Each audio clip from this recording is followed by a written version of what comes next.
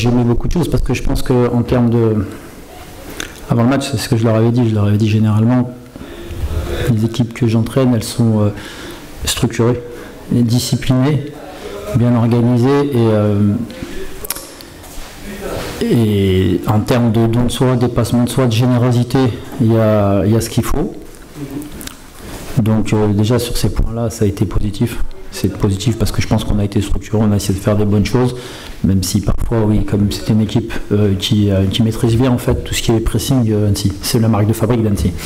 Et donc ils nous ont mis en difficulté dans nos sorties de balle et ressorties de balle à des moments donnés, mais je trouve que même si on a un peu trop allongé, parce que ça a été un petit peu le bémol d'avoir un peu trop allongé, et on aurait pu être un peu plus précis lorsqu'on a allongé, parce que je pense qu'on aurait pu vraiment les mettre plus en difficulté avec l'espace qu'ils avaient laissé dans leur dos. Après, j'ai bien aimé l'attitude globale, collective des garçons qui se sont appliqués à essayer de bien faire. Comme je dis souvent, il faut toujours dissocier l'envie de bien faire et la peur de mal faire.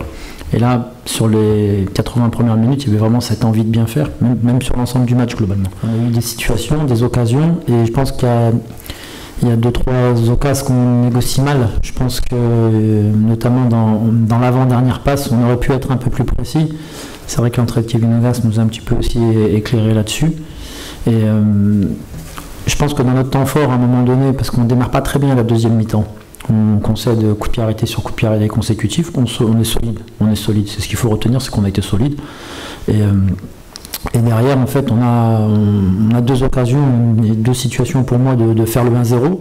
On ne le fait pas et on est puni. On est puni sur une fin de match avec plusieurs changements où je pense qu'on peut vraiment mieux faire. Voilà, c'est bien parce que ça a scénarisé aussi ce qui peut nous arriver en match. C'est-à-dire qu'on a Boris Moltenis qui sent une fatigue, on veut prendre 0 risque. On doit changer certaines choses. On défend mal les extérieurs et derrière c'est un ballon assez simple, on va dire, à sortir en corner en une touche et on a une mauvaise gestion de nos émotions. Je pense que si on est un peu plus carré dans la gestion de nos émotions, c'est une défense assez facile, on met le ballon en corner et puis on passe à la suite tranquillement. Donc c'est dommageable, mais il vaut mieux que ça arrive aujourd'hui que la semaine prochaine. Il ne faut pas oublier qu'aujourd'hui c'est la première fois que Mathieu Patouillet fait 90 minutes, que Jude Acosta fait 90 minutes et que là, j'ai envie de dire même 80% des joueurs font 90 minutes. Donc c'était important. On a eu pas mal de petits bobos en fait sur la prépa qui nous ont empêché, on va dire, de mettre un peu l'équipe qui va démarrer, parce que même ceux qui ont joué aujourd'hui, c'est peut-être pas ceux, c'est sûrement pas ceux, parce qu'on sait très bien qu'Arthur Vitelli et Kevin Augas sont suspendus, donc qui joueront pas. Donc c'est pas l'équipe qui va démarrer contre QRM et on va devoir encore s'adapter en fait cette semaine à l'entraînement et puis trouver la bonne carburation. Maintenant on va s'attacher à très bien récupérer parce qu'on nous avait vendu le national le samedi.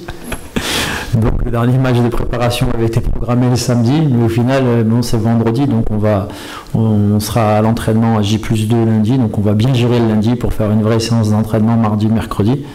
Et être prêt sur de l'ajustement jeudi et répondre présent pour le début du championnat vendredi, ça va être important.